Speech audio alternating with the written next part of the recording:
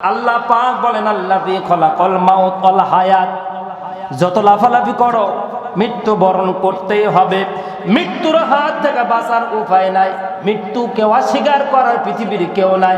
Doctor নিজের বাপকে বাঁচাইতে পারে নাই, ভাইকে বাঁচাইতে পারে নাই, এমনকি কলিজার টুকরার সন্তানকে বাঁচাইতে পারে নাই। আমার ভাইরা, আমার বন্ধুগণ, সাবেক প্রধানমন্ত্রী খালেদা জিয়ার দুইটা ছেলে, একটা আরাফাত রহমান কোকো, আর একটা আছে নাম তারেক সাহেব। আরাফাত রহমান কোকো তত্ত্বাবধায়ক সরকারের অত্যাচারে বাঁচার জন্য, মামলা থেকে বাঁচার জন্য বিদেশে চলে গেল। ওই জায়গায় গিয়ে মালাকুল মউত ধরলো, ঠিক কিনা? মামলা থেকে বাঁচলো কিন্তু মৃত্যু থেকে বাঁচতে পারলো না। সৌদি আরবের বাদশার যিনি ছেলে ছিল, তিনি সোনার জুতা পরে ঘুরে বেড়াতেন, উনিও মৃত্যুবরণ করেছেন। মৃত্যুর হাত থেকে বাঁচার কোনো উপায় নাই। ব্যাম্পের হাত থেকে বাঁচতে পারবেন, জামাতের হাত থেকে বাঁচতে পারবেন, সেনাবাহিনীর হাত থেকে বাঁচতে পারবেন, হেফাজত কওমি চরমনের হাত থেকে বাঁচতে পারবেন। আব্বা জান মৃত্যুর হাত থেকে বাঁচতে পারবেন না। যেহেতু মৃত্যুর হাত থেকে বাঁচতে পারবেন না, কোনো ট্যাবলেট নাই, বিদায় যা অপরাধ করেছেন সেজদাত করে কাঁদেন।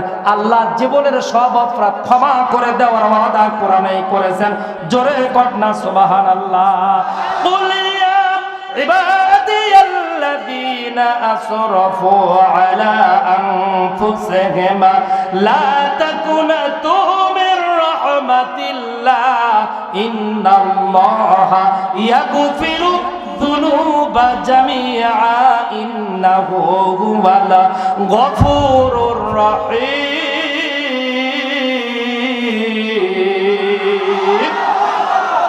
আল্লাহ পাক ক্ষমা করে দেওয়ার ওয়াদা করেছেন। শুধু আল্লাহ ক্ষমা করেন না, আল্লাহ পাক বলে, বান্দা আমি তোমাকে ক্ষমা করি এতটুকুই নয়, আমি আল্লাহর ওয়াদা হলো তোমার জীবনটা এমন। বলেন তো কত রঙের লেখা দেখা যায় কিনা? এই জায়গায় সাদা, নিচে লাল, এরপরে খয়েরি, এরপরে হলুদ, তারপরে নীল, কত রঙের লেখা। আল্লাহ পাক বলে তোমার জীবনটা 70 বছর, 70 বছরে তোমার হায়াত। এই যে সাদাটা দেখতে পাচ্ছ এগুলো জুমার নামাজ, এই লালগুলো দেখতে পাচ্ছ এগুলো হলো তোমার জিনা, এই যে নীলগুলো দেখতে পাচ্ছ এগুলো হলো তুমি নফল নামাজ পড়ো না, এই যে হলুদগুলো দেখতে পাচ্ছ এগুলো হলো সুদের গুনাহ, এই যে নিচের গুলো দেখতে পাচ্ছ এগুলো হলো নারীর দিকে তাকান, এই যে নিচের দিকে কালা কালা দেখতে পাচ্ছ তা হলো তোমার ওজন কম দেওয়া। বান্দা একটা বারবার সিজদাত লুটিয়ে পড়, আমি আল্লাহ এই সমস্ত লেখাগুলো তোমার জীবন থেকে একেবারে মুছে দিয়ে তোমার জীবনটা ঠিক এইরকম করে দেব। জোরে বলেন আল্লাহু আকবার। লা তাকুনাতু মির রাহমাতিল্লাহ ইন্নাল্লাহা ইয়াগফিরুয যুনুবা জামিআ ইন্নাহু হুয়াল গফুরুর রহিম। লিল্লাহি তাকবীর। ও তোর গহনা দিন ফুক রাইয়া যাবে, গহনা দিন ফুক রাইয়া যাবে, যৌবনে লাগবে ফাটি। ওই যে দেখো ডাকিতেছে আমায় কবরের মাটি। বলে না, ওই যে দেখো ডাকিতেছে আমায় কবরের মাটি। সন্ধ্যার আগে যেদিন ডুববে রে বেলা, এক নিমিষে ভেঙ্গে যাবে বাজান রঙ্গেরি মেলা। বলেন, সন্ধ্যার আগে যেদিন ডুববে রে বেলা, এক নিমিষে ভেঙ্গে যাবে সেদিন রঙ্গেরি মেলা। ও তুমি কার দিবা জোরে ধমক, কার নামে দিবা মিথ্যা মামলা? ওই যে দেখো ডাকিতেছে তোমায় কবরের মাটি। বলেন, ওই যে দেখো ডাকিতেছে আমায় কবরের মাটি। দুইটা হাত টান টান করে দেখান, লিল্লাহি তাকবীর। জোরে লিল্লাহি তাকবীর। আমার ভাইরা, আমার বন্ধুগণ, তাহলে আরাফাত রহমান কোকো দুনিয়াতে জোরে বলে সৌদির বাদশার ছেলে দুনিয়াতে। ডাক্তার তার নিজের সন্তানকে বাঁচাইতে পারে নাই, নিজের মাকে বাঁচাইতে পারে নাই, কিন্তু এই পৃথিবীর ভিতরে সবচাইতে বড় একজন কুলাঙ্গার ডাক্তার ছিল, যার নাম শুনলে শিক্ষিত সমাজ বলতে পারবে ডক্টর স্টিফেন হকিং। নাম শুনছেন? হ্যাঁ, শিক্ষিত সমাজ বলতে পারবে ডক্টর স্টিফেন হকিং। এই বেচারা বাংলায় কথা বলতে পারতো না। ইনি হচ্ছে আমেরিকা একবিংশ শতাব্দীতে সবচাইতে বড় একজন বিজ্ঞানী।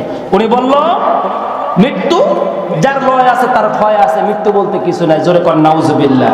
এই কথা যেদিন বলেছে ওই দিন আল্লাহ চোখের একেবারে জ্যোতি অফ, বন্ধ করে দিয়েছে।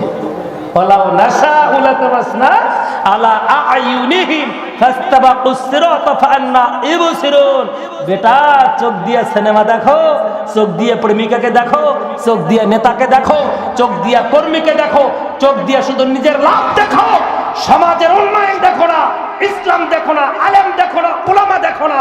আমি ইচ্ছা করলে চোখটাকে বন্ধ করে দিলে তোমার কাছে ভোটটা নেওয়ারও কেউ যাবে না। কথা কয় না। নির্বাচনের সময় সবগুলো ঘরে নেতারা ঘরে, সর্বশেষ ঘরে এসে দরজা এসে বলতেছে ঢুকবে ঢুকবে ভাব, পিছন থেকে তার বড় ভাই ডাক দে, ভাই কই যান? বলে এই ঘর বলে যায়, যেহেতু আপনারা 5 ভাই 4 ভাই তো বসে। বলো ও পাগলা। কি পাগলা? বলো ও চোখ নাই তো, অন্ধ, ওই ঘর থেকে ঠিক মতো বেরোতে পারে না, ও ভোট দেওয়া লাগবে না, আপনি জানতো আমরা 4টে দিয়ে দিব। আরে বেটা, একটা ভোট তোমার নিজের ভাই বাধা দিচ্ছে চেয়ারম্যান দেখা করবে তার জন্য।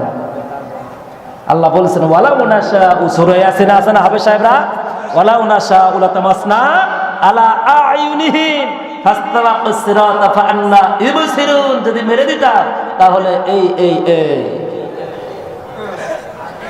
হিসাব কিতাব করো না। না সম্মানিত ভাইয়েরা আমার, তাহলে ডক্টর স্টিফেন হকিং যখন বলেছেন মৃত্যু যার লয় আছে ক্ষয় আছে, মৃত্যু বলতে কি অস্বীকার, সাথে সাথে আল্লাহ রিমোট কন্ট্রোল বন্ধ করে দিয়ে দিলেন। কিছুদিন পরে তিনি ট্যাবলেট আবিষ্কার করলেন, আবিষ্কার করে বললেন, ও পৃথিবীর তোমরা যারা পরীক্ষার্থীর ছাত্র রয়েছ, হিন্দু মুসলিম বৌদ্ধ খ্রিস্টান ইহুদি নাসারা দলমত নির্বিশেষে সবাই আমার একটা খাবা। কবে? পরীক্ষার রাত্রে। পরীক্ষার রাত্রে ছাত্ররা নকল কেনার জন্য ব্যস্ত, হাইরে নকল কেনার জন্য ব্যস্ত। বাংলাদেশ 16.5 বছর খালি নকল বিক্রি করলো, এমনকি বিসিএস ক্যাডারের প্রশ্ন পর্যন্ত ফাঁস হয়ে যায়। কথা কোন ঠিক কিনা?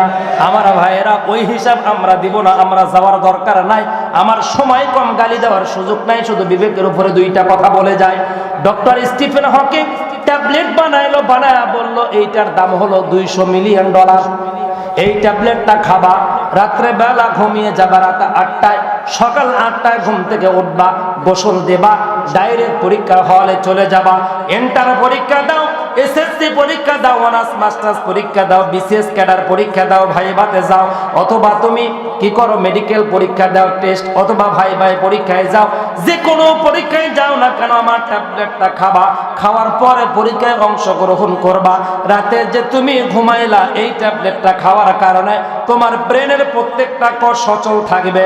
তুমি যা স্মৃতিতে গোপন করে রেখেছো তা ওই দিন সকালবেলা প্রকাশ করে দিবে। এমনকি মুসলমানেরা মসজিদে যায়, হিন্দুরা মন্দিরে যায়, খ্রিস্টানরা মানে যায় হচ্ছে গির্জায়, এরপর ইহুদিরা এবং বৌদ্ধরা যায় হলো প্যাগোটায়। কোনো প্রকার ধর্মীয় উপাসনায় যাওয়ার কোনো প্রয়োজন নাই। আমার এই ট্যাবলেট খাবে যারা, পরীক্ষায় রেজাল্ট ভালো করবে তারা, স্রষ্টার কাছে হাত পাতানো লাগবে না। এই পৃথিবীতে স্রষ্টা বলতে কেউ নাই। জোরে কন্যা নাউজুবিল্লাহ। এই কথা যেই দিন বলেছে, আগে বন্ধ চোখ পরে বন্ধ মুখ। জোরে কন সুবহানাল্লাহ, লিল্লাহি তাকবীর, লিল্লাহি তাকবীর।